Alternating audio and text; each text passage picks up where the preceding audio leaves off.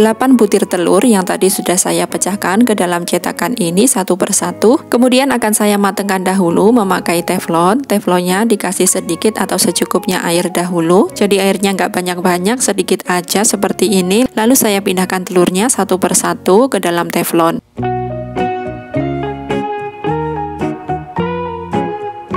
Setelah semuanya sudah dimasukkan ke dalam teflon, lalu akan saya tutup untuk dimasak selama kurang lebih 5 menit aja, tidak lama-lama ya. Lalu ini 4 buah kentang kupas yang sebelumnya sudah saya cuci, lalu akan saya potong yang lebar-lebar, tapi sebelumnya dibelah menjadi 2 dahulu.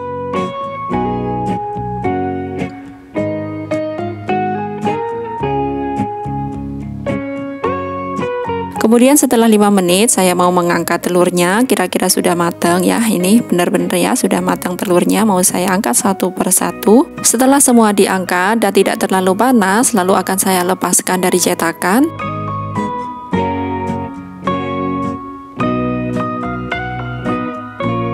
Nah, semuanya sudah saya keluarkan dari cetakan. Kemudian saya akan menyiapkan bumbu-bumbunya. Ini ada 3 batang bawang daun, akan saya potong-potong. Yang bagian putihnya akan saya potong rajang biasa. Kemudian yang bagian hijau atau daunnya akan saya potong-potong yang agak panjang-panjang.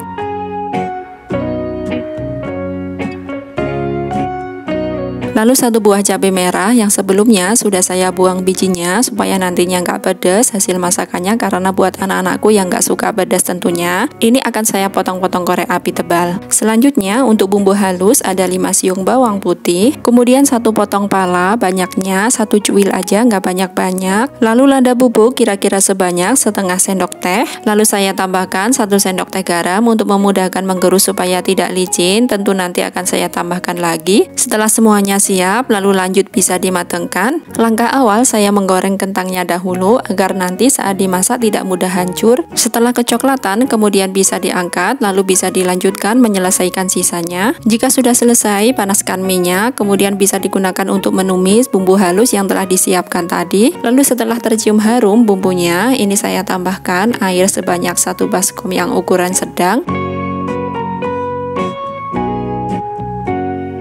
Kemudian saya tambahkan kira-kira sebanyak 6 sendok makan kecap manis.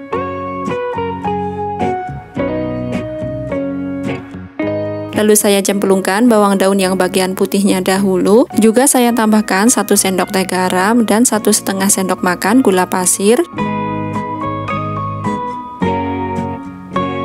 Lalu setelah mendidih, saya masukkan telur yang telah dicetak tadi bersama dengan bawang daun yang bagian hijaunya.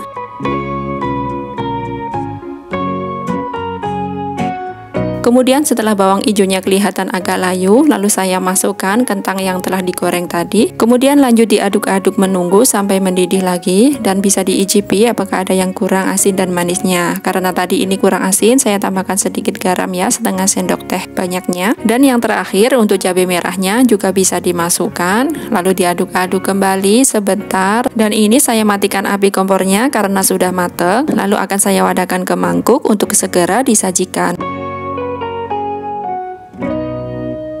Terima kasih banyak bagi semua yang telah menonton video resep masakan sehari-hari saya hingga selesai. Kita bertemu lagi di video saya yang selanjutnya dan silahkan mencobanya.